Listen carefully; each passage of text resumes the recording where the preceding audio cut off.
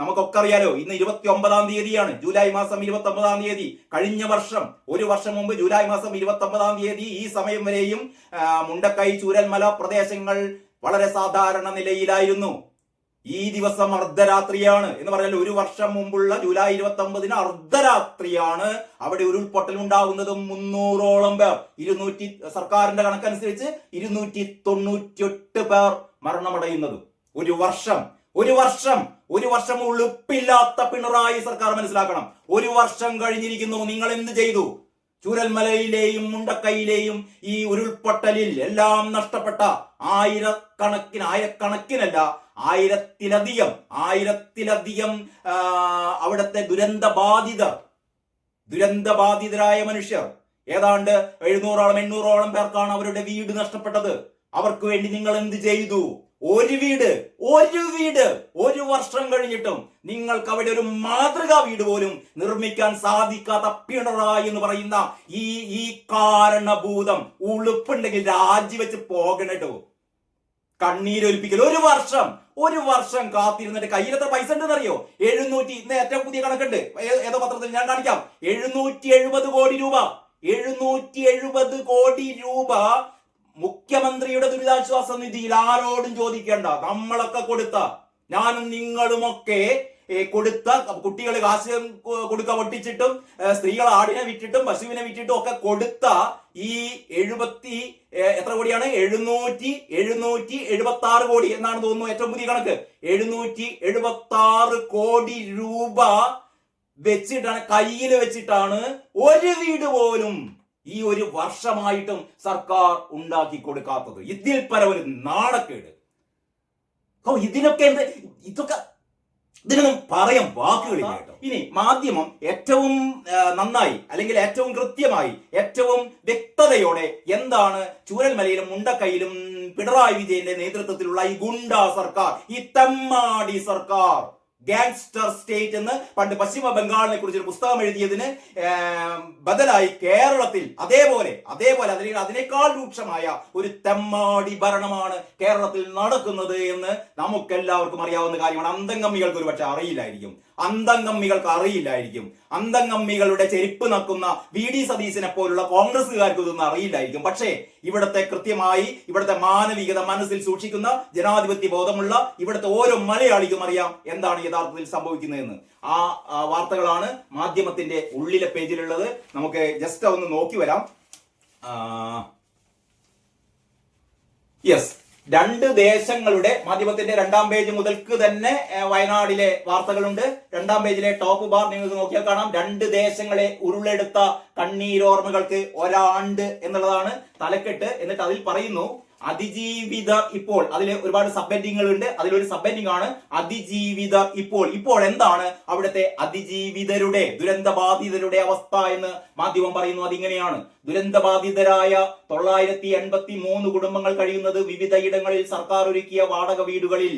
ഇപ്പോഴും ഈ എത്ര കുടുംബങ്ങളാണ്? 983 കുടുംബങ്ങൾ കഴിയുന്നത് സർക്കാർ ഒരുക്കിയ വാടക വീടുകളാണ്. സർക്കാർ ഒരുക്കുക എന്ന് പറഞ്ഞാൽ സർക്കാർ അതിന്റെ വാടക കൊടുക്കാന്ന് പറഞ്ഞിട്ടുണ്ട്. വാടക കൃത്യമായിട്ട് ലഭിക്കുന്നില്ല. അതിന്റെ വാർത്തകളൊക്കെ നമ്മൾ കഴിഞ്ഞ ദിവസങ്ങളൊക്കെ കേട്ടിരുന്നു. ഇനി പറയുന്നു പുനരധിവാസത്തെ കുറിച്ച് പറയുന്നേ. കൽപ്പറ്റ ടൗണിനടുത്ത എൽസ്റ്റൺ എസ്റ്റേറ്റിലെ 49.5 ഹെക്ടറിലാണ് ടൗൺഷിപ്പ് വരുന്നത്. 7 സെന്റിൽ 1000 ചതുരശ്ര അടിയുള്ള ഒറ്റ നിലയിലുള്ള 402 വീടുകളാണ് അവിടെ സർക്കാർ നിർമ്മിക്കാൻ വേണ്ടി പോകുന്നത്. ഇവിടെ നിങ്ങളൊരു കാര്യം അറിയണം കേട്ടോ. ഈ ദുരന്തമുണ്ടായതിനു ശേഷം കേരളത്തിലെയും കേരളത്തിന് പുറത്തുമുള്ള നിരവധി രാഷ്ട്രീയ പാർട്ടികൾ, നിരവധി സാംസ്കാരിക സംഘടനകൾ, നിരവധി സന്നദ്ധ സംഘടനകൾ, ഇവരൊക്കെ 100 കണക്കിന് വീടുകൾ ഞങ്ങൾ നിർമ്മിച്ചു കൊടുക്കാൻ ഓഫർ ചെയ്തതാണ്. ഏതാണ്ട് ഇവർക്ക് ആകെ വേണ്ടത് നേരത്തെ പറഞ്ഞ പോലെ ഈ 9000-ഓളം കുടുംബങ്ങൾ. അപ്പോൾ ഇത്തരത്തിലുള്ള 1000-നടുത്ത് കുടുംബങ്ങൾ, 1000-നടുത്ത് വീടുകളാണ് ഇവിടെ വേണ്ടത്. സർക്കാർ ഇപ്പോൾ നിർമ്മിക്കാൻ പോകുന്നത് 402 വീടുകളാണ്. സർക്കാർ ഇപ്പോൾ നിർമ്മിക്കാൻ പോകുന്നത് 402 വീടുകളാണ്. ഇതൊന്നും സർക്കാർ നിർമ്മിക്കേണ്ട കാര്യമില്ലെന്നേ. ഇത് ഇവിടുത്തെ KPCC ഉൾപ്പെടെയുള്ള, ലീഗ് ഉൾപ്പെടെയുള്ള, കർണാടക സർക്കാർ ഉൾപ്പെടെയുള്ള, തെലങ്കാന സർക്കാർ ഉൾപ്പെടെയുള്ള, KCBC ഉൾപ്പെടെയുള്ള ഇത്തരത്തിലുള്ള നിരവധി സംഘടനകൾ, നിരവധി രാഷ്ട്രീയ പ്രവർത്തകർ, നിരവധി രാഷ്ട്രീയ സംഘടനകൾ ഞങ്ങൾ വീട് നിർമ്മിച്ചു കൊടുക്കുക എന്ന് പറഞ്ഞിട്ടും ഇരട്ടച്ചങ്കൻ കാരണഭൂതം പറഞ്ഞു വേണ്ട പൈസ തരൂ, പൈസ തന്നാൽ മതി, ഞങ്ങൾ ഉണ്ടായിക്കോളാം, അമ്മാതിരി പൈസ ഒന്നും തരേണ്ട പരിപാടിയില്ല എന്ന് ലീഗ് ഉൾപ്പെടെ പറഞ്ഞു. അങ്ങനെ പൈസ കൊടുത്തുള്ള പരിപാടി പരിപാടിയൊന്നും വേണ്ട. കാരണം എന്താണെന്നറിയോ, ഒരു വീട് ഉണ്ടാക്കാൻ 15 ലക്ഷം രൂപ മതി. 1000 സ്ക്വയർ ഫീറ്റ് ഉള്ള ഒരു വീട് ഉണ്ടാക്കാൻ, ഇവരുടെ മാതൃകയിലുള്ള വീട് ഉണ്ടാക്കാൻ 15 ലക്ഷം രൂപ തന്നെ ധാരാളമാണ്. കാരണം 15 ലക്ഷമാണ് വീട് വേണ്ടാത്തവർക്ക് കൊടുക്കുന്നത്. അങ്ങനെ ഒരു 100-100-ലേറെ ആൾക്കാർ പൈസ വാങ്ങിപ്പോയി, തൽക്കാലം തടി കഴിച്ചിലാക്കി. 15 ലക്ഷം കിട്ടട്ടെ. കാരണം ഇവരുണ്ടാക്കി കൊടുക്കുന്ന വീട് എന്ന് പറഞ്ഞാൽ പുത്തുമലയിലൊക്കെ ഉണ്ടാക്കി കൊടുത്ത വീട് നമുക്കറിയാം, ഒരു വർഷം കൊണ്ട് ചോർന്നൊലിക്കാൻ തുടങ്ങിയ വീടുകളാണ്. അമ്മാതി വീടുകളായിരിക്കും ഇവിടെ ഉണ്ടാക്കി കൊടുക്കുക. അപ്പൊ നമുക്ക് ചോർന്നൊലിക്കുന്ന വീടുകളൊന്നും വേണ്ട, കിട്ടിയാൽ 15 ലക്ഷം ആണെങ്കിൽ 15 ലക്ഷം ആവട്ടെ എന്നും പറഞ്ഞ് വാങ്ങിപ്പോയവര് 100-ലേറെയാണ്. അപ്പോ ഈ മറ്റുള്ളവരോട്, സന്നദ്ധ സംഘടനകളോട് പിണറായി വിജയൻ സർക്കാർ പറഞ്ഞെന്താണെന്നറിയോ, വീടുകൾ ഉണ്ടാക്കി കൊടുക്കണ്ട, അതിന് പകരം ഓരോ വീടിനും 30 ലക്ഷം രൂപ വീതം ഞങ്ങൾക്ക് തരൂ. അവസാനത്തെ കോംപ്രമൈസിൽ 20 ലക്ഷം തന്നെ ഞങ്ങൾക്ക് തരൂ, എന്നാൽ ഞങ്ങൾ ഉണ്ടാക്കി കൊടുക്കാന്നാ പറയുന്നത്. അമ്മാതിരി എന്താ പറയാ, ഡയലോഗ് ഒന്നും വേണ്ട എന്നുള്ള രീതിയിലാണ് ഈ പറയുന്ന ആൾക്കാർ. അല്ലെങ്കിൽ ഇവരുടെ ഒരു ആലോചനാ യോഗമോ ഇവരുടെ ചർച്ചകളോ ഒന്നും ഇതുവരെ, ഏതോ ഒറ്റ പ്രാവശ്യം മാത്രമാണ് ഒരു മീറ്റിംഗ് വിളിച്ചത്. വലിയ മുന്നറിയിപ്പൊന്നും നൽകാതെ ഒരൊറ്റ പ്രാവശ്യമാണ് ഒരു മീറ്റിംഗ്, ഒരു പേരിനെങ്കിലും വിളിച്ചത്. അതിനുശേഷം ഈ ഓഫർ ചെയ്ത ആൾക്കാരെ തിരിഞ്ഞു നോക്കിയിട്ടില്ല. എന്ന് പറഞ്ഞാൽ ഈ ദുരന്തം കൊണ്ട് എങ്ങനെ പൈസ അടിച്ചു മാറ്റാം, എങ്ങനെ കാശ് അടിച്ചു മാറ്റാം, നിങ്ങൾ ആലോചിച്ച് നോക്കണം. 776 കോടി രൂപ കയ്യിൽ വെച്ചിട്ടാണ് ഈ പറയുന്ന, ഒന്ന് ആലോചിച്ച് നോക്കണം. 400 കണക്കറിയാവുന്ന ആൾക്കാരൊന്ന് കണക്ക് കൂട്ടി നോക്കുക. 400 വീടുകൾ നിർമ്മിക്കണം. ഇപ്പൊ ഇവരുടെ കണക്കനുസരിച്ച് ഒരു വീടിന് 20 ലക്ഷമാണ് അത്രേ. ഇപ്പൊ അതാണ് സർക്കാർ നേരത്തെ 30 ലക്ഷത്തിൽ നിന്ന് താഴോട്ട് ഇറങ്ങി ഊരാളുങ്കൽ സൊസൈറ്റി നിർമ്മിക്കുന്ന വീടുകൾക്ക് 20 ലക്ഷം രൂപ. അപ്പൊ 20 ലക്ഷം രൂപയുടെ 400 വീടുകൾ നിർമ്മിക്കണമെങ്കിൽ എത്ര രൂപയാകും? 80 കോടി. 100 കോടിക്ക് താഴെ. ഇനി അവിടുത്തെ റോഡുകളും, ഇവർ ഈ ടൗൺഷിപ്പിന്റെ ഭാഗമായി അവിടെ റോഡുകള്, എന്താ പറയാ, ചികിത്സാ സൗകര്യം, അങ്കണവാടി, മറ്റേ വാടി എന്നൊക്കെ പറഞ്ഞിട്ട്, മാർക്കറ്റ് എന്നൊക്കെ പറഞ്ഞിട്ട് കുറെ ലൊട്ടിലൊടുക്ക് സാധനങ്ങളൊക്കെ ഉണ്ട് കേട്ടോ. എല്ലാം കൂടി നിർമ്മിക്കാനും ഒരു 100-150 കോടി രൂപയേ ആവുള്ളൂ. 770 കോടി രൂപ നാട്ടുകാർ കൊടുത്ത പൈസ കയ്യിൽ വെച്ചിട്ട് അതിലൊരു 150 കോടിക്ക് ചെയ്യേണ്ട സാധനം ഒരു വർഷമായിട്ടും ചെയ്തിട്ടില്ല എങ്കിൽ ഇവരുടെയൊക്കെ ഞാൻ സാധാരണ പറയുന്ന പോലെ ഉണ്ടല്ലോ, ഞാൻ വീണ്ടും ആവർത്തിക്കുന്നത്, ഇവരൊക്കെ എന്ത് ചെയ്യണമെന്ന് നിങ്ങൾ തീരുമാനിച്ചാൽ മതി. എന്താ ചെയ്യേണ്ടത്? ഇത്രയും കോടി കയ്യിൽ വന്നിട്ട് അതിനൊരു 10% മാത്രം മതി. 10% മാത്രം മതി എന്നിട്ട് പറയുന്നു ദശാപാനിയിലുണ്ട്. ദശാപാനി കാണിക്കാം. കേന്ദ്രമൊന്നും തന്നില്ല. കേന്ദ്രം കൊടുത്തു. കേന്ദ്രം 530-540 കോടി രൂപ കൊടുത്തു. അപ്പൊ പറയുന്നത് വായ്പയാണ്. അപ്പൊ വായ്പ അടയ്ക്കണം. വായ്പ 50 വർഷം കഴിഞ്ഞിട്ട് അടച്ചാൽ മതി. 50 വർഷം കഴിഞ്ഞിട്ട് അടയ്ക്കുന്ന ഒരു വായ്പയെ കുറിച്ച് എന്തിനാ നെഞ്ഞത്തടിച്ച് കരയുന്നത്? അത് ഒരു സഹായം എന്നുള്ള രീതിയിൽ കണക്കാക്കിയാൽ മതി. 50 വർഷം കഴിഞ്ഞിട്ട് ഇത് അടയ്ക്കോ അടയ്ക്കാതിരിക്കോ എന്ന് ചെയ്യുന്നത് നമ്മുടെ പ്രശ്നമല്ല. നമുക്ക് 540 കോടി രൂപ കേന്ദ്ര സർക്കാരിൽ നിന്ന് കിട്ടി. അപ്പോ ഈ 770 കോടി രൂപ പിണറായി പിരിപ്പിച്ച പൈസ, 540 കോടി ഈ കേന്ദ്ര സർക്കാർ കൊടുത്ത പൈസ, മാത്രമല്ല NDRFിലെ പൈസ, SDRFിലെ പൈസ, അതെല്ലാം പാടെ 300-350 കോടി ഉണ്ട്. ഇതെല്ലാം കൂടി ചേർക്കുമ്പോൾ 1700 കോടി രൂപ 1700 കോടി രൂപ വയനാട് ദുരന്തത്തിന്റെ പശ്ചാത്തലത്തിൽ സർക്കാരിന്റെ കയ്യിലുണ്ട്. എന്നിട്ടാണ് സർക്കാർ ഈ നെറികെട്ട ചെറ്റ പണിയെടുത്തത്. ഈ പറയുന്ന കുടുംബങ്ങൾക്ക് ഒരു വർഷമായിട്ടും ഒരു വീട് പോലും നിർമ്മിച്ചു കൊടുക്കാൻ കഴിയാത്ത നെറികെട്ട സർക്കാർ. നെറികെട്ട എന്നല്ലാതെ പിന്നെ എന്താ കൂട്ടരെ പറയേണ്ടത്? നിങ്ങൾ പറ.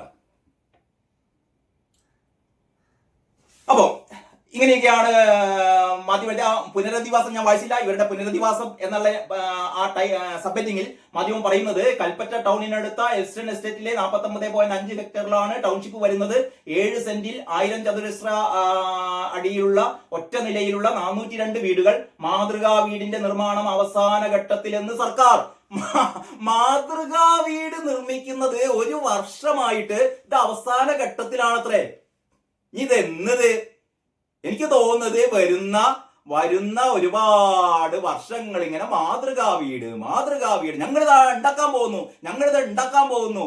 ഒരു വീടുണ്ടാക്കാൻ, 1000 സ്ക്വയർ ഫീറ്റുള്ള ഒരു വീടുണ്ടാക്കാൻ എന്തിന് ഒരു മാസം വേണ്ട, 2 ആഴ്ച പോരെ. സർക്കാരിന്റെ കയ്യിൽ ഇത്രയും പൈസയുണ്ടെങ്കിൽ ഈ പറയുന്ന 402 ആൾക്കാർക്ക് വീടുണ്ടാക്കാൻ എന്തിന് ഇത്രയും കാലം? മുമ്പേതോ ചർച്ചയില് നമ്മുടെ ഉണ്ണി ബാലകൃഷ്ണൻ പറഞ്ഞ പോലെ ഈ ദുരന്ത ബാധിതർക്കൊക്കെ ഈ 402 കുടുംബങ്ങൾക്കാണ് അത്ര വീടുണ്ടാക്കി കൊടുക്കുന്നത്. ഈ 402 കുടുംബങ്ങൾക്ക് ഓരോ കോടി കൊടുത്തോ. 1 കോടിയില്ല 2 കോടി കൊടുത്തോ, ഒരാൾക്ക് ഒരു കുടുംബത്തിന് 2 കോടി കൊടുത്തോ, എന്നാലും 800 കോടി ഉണ്ടാവുള്ളൂ. അപ്പോഴും പിണറായി വിജയന് ലാഭമാണ്. ഒരു 900 കോടി കയ്യിലുണ്ടാവും. അപ്പൊ എങ്ങനെ ദുരിതബാധിത, ഇതൊരു സാഡിസമാണ് കേട്ടോ.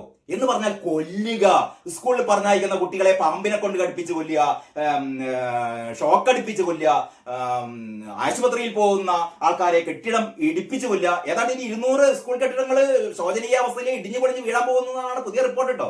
ആ കുട്ടി മിഥുൻ എന്ന് പറയുന്ന കുട്ടി ഈ ഷോക്കേറ്റ് മരിച്ചതിനെ തുടർന്നിട്ടാണ് ഇപ്പൊ ഒരു പരിശോധനയൊക്കെ നടത്തിയത്. പരിശോധന നടത്താൻ മനസ്സിലായത് കേരളത്തിൽ, അങ്ങനെയാണല്ലോ പറയുന്നത്, കേരളത്തിൽ എന്താ പറയാ 5 സ്റ്റാർ ഹോട്ടലുകളെക്കാൾ അപ്പുറത്തുള്ള രമ്യകർമ്മ്യങ്ങളാണ്.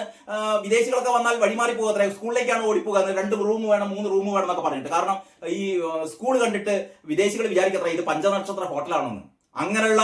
അങ്ങനെ ബഡായി പറയുന്ന നാട്ടിലാണ് അവസാനം കണക്കെടുപ്പ് നടത്തിയപ്പോൾ മനസ്സിലായത് 200-ലേറെ സ്കൂളുകള് ജീർണിച്ച നിലയിലാണ്, ഏത് നിമിഷവും ഇടിഞ്ഞു പൊളിഞ്ഞു വീഴാവുന്ന നിലയിലാണ് എന്നുള്ള സത്യം നിങ്ങൾ ആലോചിച്ച് നോക്കണം. കേരളം എന്ന് പറയുന്നത് ഈ പറയുന്ന ഇടതുപക്ഷ സർക്കാർ, ഇടതുപക്ഷം എന്ന് ഞാൻ വീണ്ടും പറഞ്ഞു പോവുകയാണ് കേട്ടോ, ഇടതുപക്ഷമല്ല, ജനവിരുദ്ധ പക്ഷമായ ഗുണ്ടാ സർക്കാർ, തെമ്മാടി സർക്കാർ കഴിഞ്ഞ 10 വർഷം ഈ 2ാം തവണ എന്നൊക്കെ പറഞ്ഞ് ഭരിച്ചിട്ട് കേരളത്തെ നാശിപ്പിച്ച് നാറാണക്കല്ലെടുത്തിരിക്കുകയാണ്. ഇനി ഇവർക്ക് ആവശ്യം 3ാമതൊരു തവണ കൂടി ഇവരെ നമ്മൾ അധികാരത്തിൽ കയറ്റി കൊടുക്കണം. എന്തിനാണെന്ന് പറയാം, അതോടുകൂടി കേരളം ഉണ്ടാവില്ല, CPM ഉണ്ടാവില്ല, ഒന്നും ഉണ്ടാവില്ല, പറയേണ്ട കാര്യമില്ലല്ലോ. അങ്ങനെ ഗുണഭോക്താക്കളുടെ അന്തിമ പട്ടിക ഇനി വേറൊന്ന്, ഈ അവസാന ഘട്ടത്തിലാണ് സർക്കാർ പറയുന്നു ഗുണഭോക്താക്കളുടെ അന്തിമ പട്ടിക തയ്യാറായിട്ടില്ല, അതിജീവിതർ കളക്ടറേറ്റ് മുന്നിൽ സമരമടക്കം നടത്തി, പുനരധിവാസമടക്കം സർക്കാർ നടപടികൾ ഇഴഞ്ഞു നീങ്ങുന്നു. പുനരധിവാസമടക്കം സർക്കാർ നടപടികൾ ഇഴഞ്ഞു നീങ്ങുന്നു മാധ്യമം പറയുന്നു. മാധ്യമത്തിൽ ഒരുപാട് വാർത്ത പിന്നെയുണ്ട് കേട്ടോ. ഇത് മുഴുവൻ ഇവിടെ അവതരിപ്പിക്കാൻ സമയം കിട്ടാത്തതുകൊണ്ടാണ്. എവിടെ അതിനുള്ളിൽ ഇതാ കന്യാസ്ത്രീകളുടെ അറസ്റ്റ്, പ്രതിഷേധം ശക്തം, സൗഹൃദ നയതന്ത്രത്തിനിടെ BJPക്ക് തിരിച്ചടി, അങ്ങനെ ഒരു പൊളിറ്റിക്കൽ സ്റ്റോറി ഉണ്ട് കേട്ടോ. BJPക്ക് ഇത് ഒരു തിരിച്ചടിയാണ്. അതിന്റെ ഇടക്ക് നടന്നത് മനുഷ്യക്കടത്ത് എന്ന് ഛത്തീസ്ഗഡ് മുഖ്യമന്ത്രി പറയുന്നു. അവിടെ ഛത്തീസ്ഗഡിൽ നടന്നത് മനുഷ്യക്കടത്താണെന്ന് മുഖ്യമന്ത്രി പറയുന്നു. അപ്പോഴാണ് കഴിഞ്ഞ ദിവസം ചർച്ചയിൽ നമ്മുടെ മാധു ചോദിച്ചത്, മുഖ്യമന്ത്രി എങ്ങനെ പറയാം, മുഖ്യമന്ത്രി കോടതിയാണെന്നൊക്കെ. മുഖ്യമന്ത്രി പറയുന്നത് എങ്ങനെയാന്ന് വെച്ചാൽ പോലീസിന്റെ വേർഷനാണ്, പോലീസ് പറയുന്നു, FIR-ൽ പറയുന്ന കാര്യമാണല്ലോ, പിന്നെ മുഖ്യമന്ത്രിക്ക് പറഞ്ഞൂടെ?